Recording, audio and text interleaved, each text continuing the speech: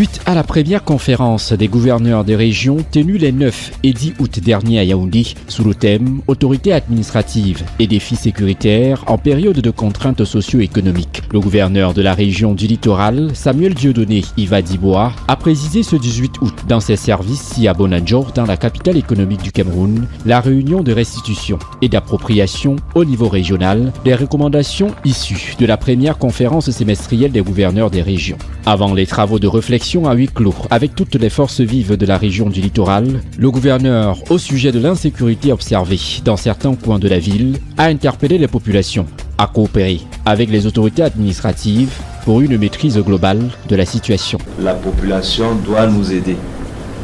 Je peux vous faire le constat que là où les microbes ont eu à évoluer aisément, personne n'a pris la peine d'appeler les autorités ou les forces de l'ordre à temps. Et c'est pour ça que je continue à vous dire que Douala marche avec l'information. Quand vous gardez l'information, vous encaissez le feu. Donc, il faut prévenir immédiatement. Lorsque ces jeunes se rassemblent quelque part, même si vous êtes dans le taxi, arrêtez-vous. Appelez le sous-préfet, appelez le commissaire, appelez le gouverneur, appelez le préfet. La réaction est immédiate. Je me suis amusé également à constater, quand on a dit, ils ont agi également au niveau de Deido. J'ai dit, quel Deido? On me dit Deido côté cimetière. Mais ça, c'est un Deido mort. Parce que cela ne peut pas agir dans Deido centre. Vous comprenez? Parce que la jeunesse de Deido centre est une jeunesse proactive. L'information passe rapidement. Donc partout où ça se passe, vous trouverez que la population est amorphe. Amorphe. Donc les microbes n'ont pas atteint un seuil pour nous d'inquiétude à Douala. Signalez-nous rapidement où ils se trouvent, on les reprend et on va les caser là où, n'est-ce pas, l'alcool sera en train de les brûler. Pour juguler la flambée des prix des produits de première nécessité sur le marché, le gouverneur de la région du littoral a de nouveau invité les populations à dénoncer les commerçants véreux ne respectant pas les prix homologués. Quand vous êtes devant une boutique qui est en train de dire ça, signalez-nous. On descend immédiatement. Vous comprenez? C'est aussi facile que ça. Ce n'est pas, comme vous l'avez dit, que la sécurité est dépassée. Non.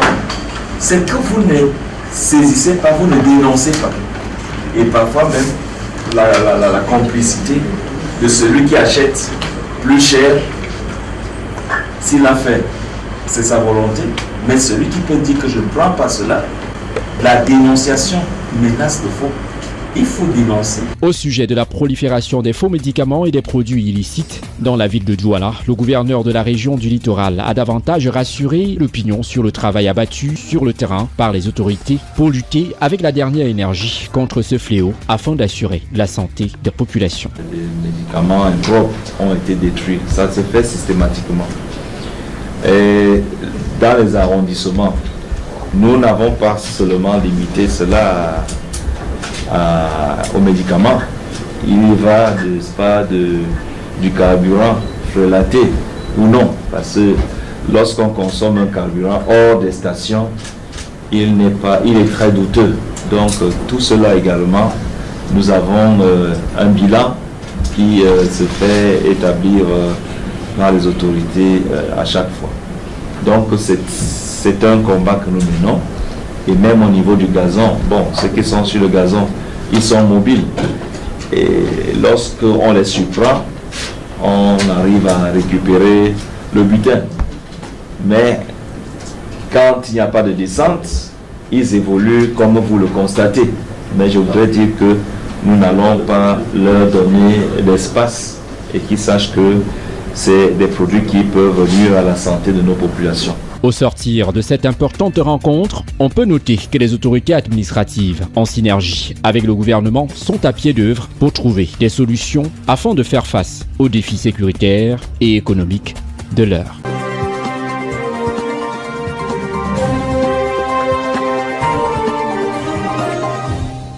À l'invitation de son Excellence M. Ali Bongo Ondimba, président de la République du Gabon, son Excellence Faure Gnassingbé, président de la République togolaise, a effectué ce 19 août 2022 une visite d'amitié de travail à Libreville au Gabon. Accueilli au bas de la passerelle par Madame Rose Cristiano Soukara Ponda, le Premier ministre, chef du gouvernement. Après l'exécution des hymnes nationaux,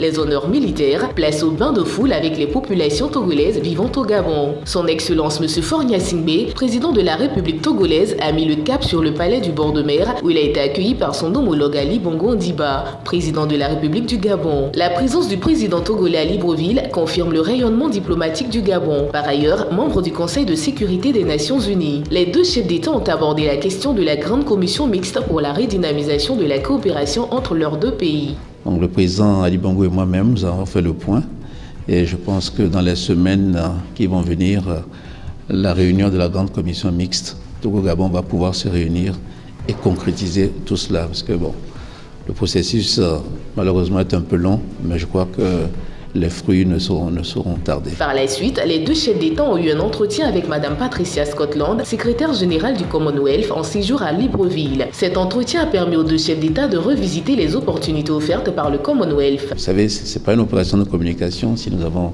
décidé de faire partie du Commonwealth. C'est parce que quand nous voyons le monde dans lequel nous vivons et les défis qui sont les nôtres aujourd'hui, nous pensons que nos populations et nos États peuvent tirer parti d'une plus grande diversification de nos partenariats. Nous ne quittons pas la francophonie, mais nous sommes aussi membres du Commonwealth. Les deux États membres du Commonwealth entendent œuvrer pour le raffermissement de leur peuple. Au-delà des relations État-État, il y a la relation entre les peuples, Internet et le téléphone. En ces périodes où tout le monde se plaint de la cherté de la vie pour différentes raisons, le Covid, l'augmentation des prix de l'énergie, la guerre en Ukraine, je pense que c'est un soulagement pour nos populations. Et surtout encore, cela illustre la dynamisation dont je parlais tout à l'heure, que le président Ali Bongo et moi-même avons décidé d'apporter à nos relations. Et je pense que ce sont surtout nos populations qui vont applaudir. Pour le président Faure Gnassingbé, le Gabon est un exemple à suivre dans le domaine de la protection environnementale. Le Gabon s'est distingué, naturellement la géographie et la végétation de votre pays y aident. Et bon, ce qui n'est pas tout à fait notre cas. Il y a deux axes principaux. Le premier axe, c'est la conservation de la forêt et la préservation de la faune. Je pense que vous êtes un exemple dans ce domaine. Donc ça, c'est un premier axe de coopération. Donc dans ce domaine aussi, il y a un mémorandum d'entente qui a été signé pour qu'éventuellement il y ait ces échanges, que nous puissions travailler avec vous pour voir comment nous pouvons développer cette filière dans notre pays. Depuis 1975, le Gabon et le Togo collaborent dans plusieurs domaines, entre autres l'environnement, avec plusieurs actes de coopération signés profitables aux deux peuples.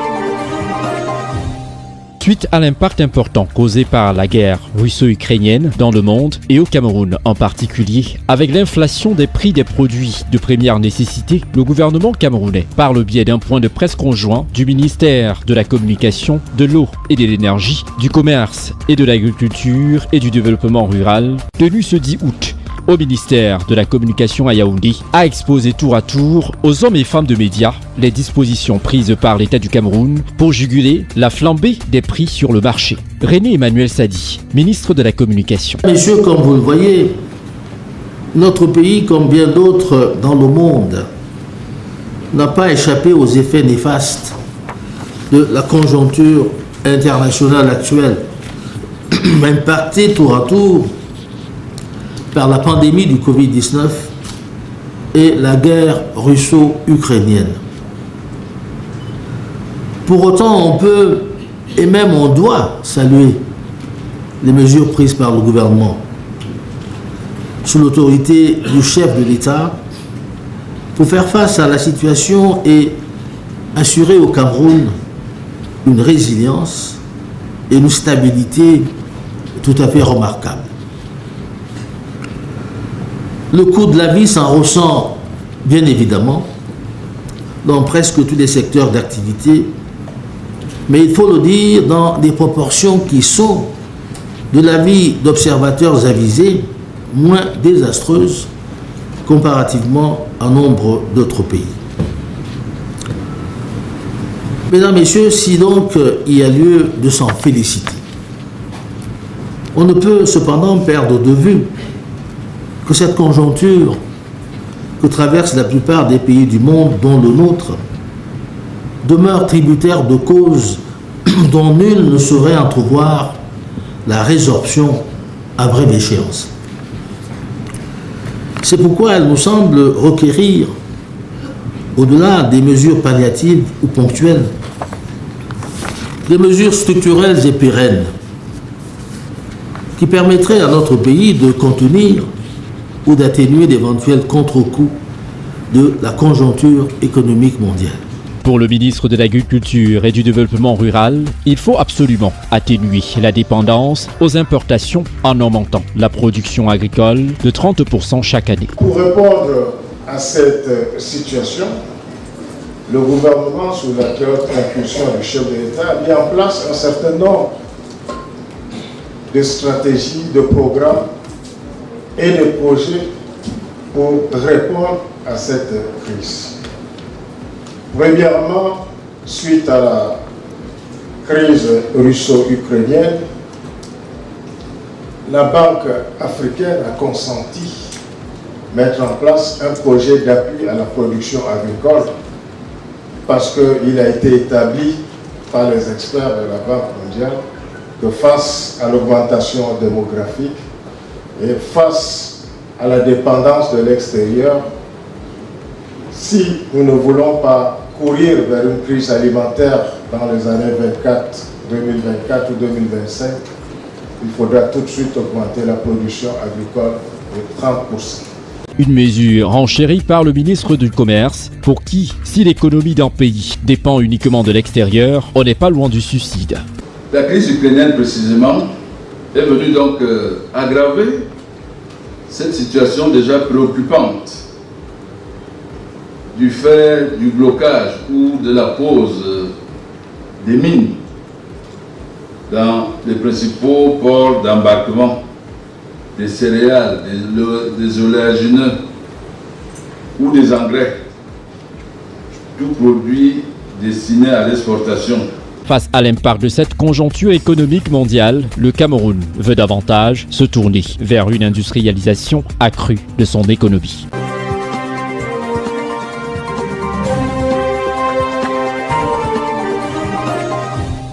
Après plus de 5 ans passés à lutter activement contre le sida au Gabon, la directrice de l'ONU SIDA pour la République gabonaise, le docteur Françoise Daï-Chimié, a fait ses adieux au président de la République gabonaise, son Excellence Ali Bongo Ondimba, au cours d'une audience au palais de la présidence de la République du bord de mer. Elle a présenté ainsi le bilan de sa mission au Gabon au président de la République Ali Bongo Ondimba. C'était aujourd'hui pour venir lui dire au revoir, lui dire que je suis en fin de mission.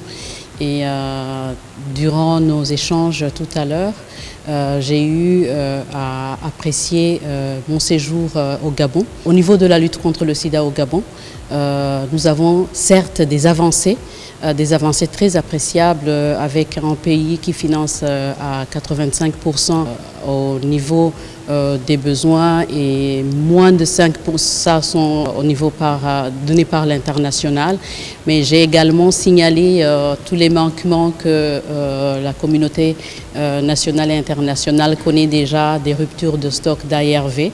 On a parlé également des solutions qui sont en cours avec les discussions de la partie nationale. Dans le cadre de la riposte contre le VIH-Sida, la directrice a salué les efforts entrepris par l'État gabonais en matière de prise en charge des personnes atteintes de VIH-Sida, entre autres la politique des gratuités des tests, le dépistage et antirétroviraux, les ARV, en passant par la prise en charge totale de la femme enceinte séropositive. À tout ceci s'ajoute l'inscription du Gabon sur la plateforme internationale d'accès du traitement du VIH-Sida. Je pars avec un espoir sur l'engagement qui a été fait au niveau national, mais également au niveau international, de pouvoir intégrer le Gabon dans les pays qui pourront être sur cette plateforme internationale qui permet en fait finalement d'avoir des médicaments ARV à coût plus réduit que ce qu'on a l'habitude d'utiliser. Un point d'honneur a été mis sur les moyens déployés à cet effet pour réguler la pénurie d'antirétroviraux, les ARV. Le chef de l'État gabonais, son Excellence Ali Bongo Ondimba, pour sa part, a réitéré sa volonté d'optimiser la lutte contre le VIH-Sida et veiller à un renouvellement régulier du stock d'ARV.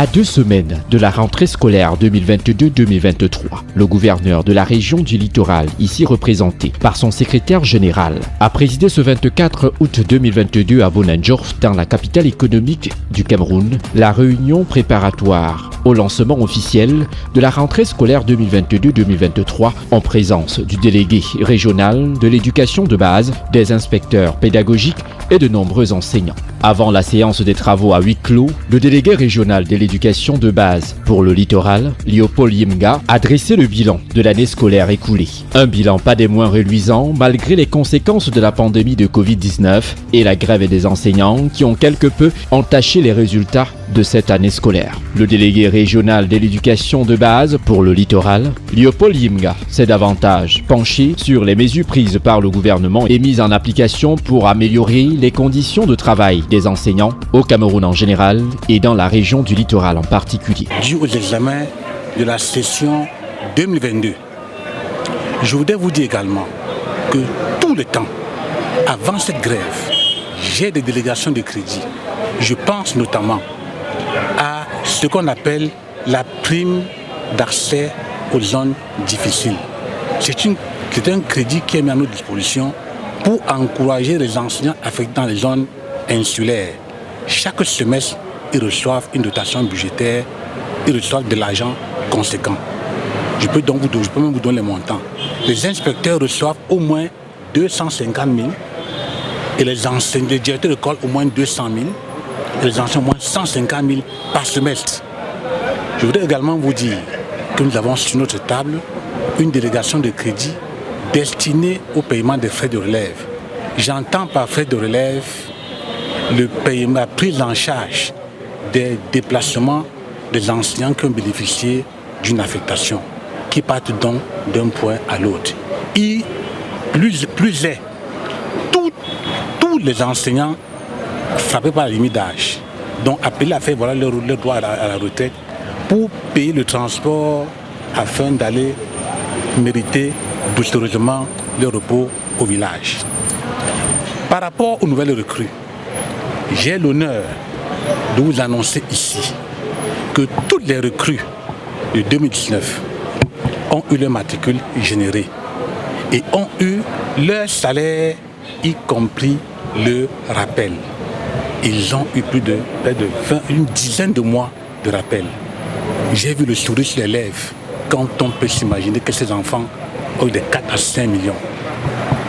Je voudrais également dire, pour les recrues de 2020, les derniers matricules sont en train d'être générés et les mois prochains, ils auront salaire et rappel. Des avancées significatives saluées par Aboubakari Choto Aman, représentant personnel du gouverneur de la région du littoral, qui a davantage invité les enseignants de l'éducation de base à redoubler d'efforts dans la transmission du savoir aux jeunes écoliers qui reprendront les chemins de classe d'ici le 5 septembre prochain. Nous sommes là pour lancer les activités de la réunion sectorielle de l'éducation de base pour la région du littoral. Nous sommes satisfaits de rencontrer une fois de plus les enseignants de l'éducation de base et nous avons saisi l'occasion pour les engager à améliorer le rendement des résultats de l'année scolaire 2022-2023 qui va commencer le 5 septembre 2022. Et nous sommes d'autant plus satisfaits de savoir que les enseignants du secteur de l'éducation de base ont favorablement accueilli les mesures prises par le président de la République, son Excellence Paul Biya, pour améliorer les conditions de vie des enseignants de notre région.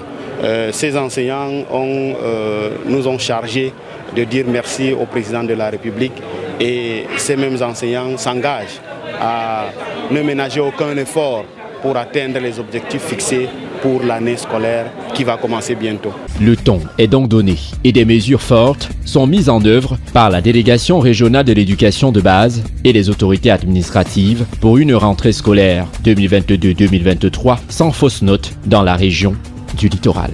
Restez des nôtres et bonne suite des programmes sur CNN et NTV.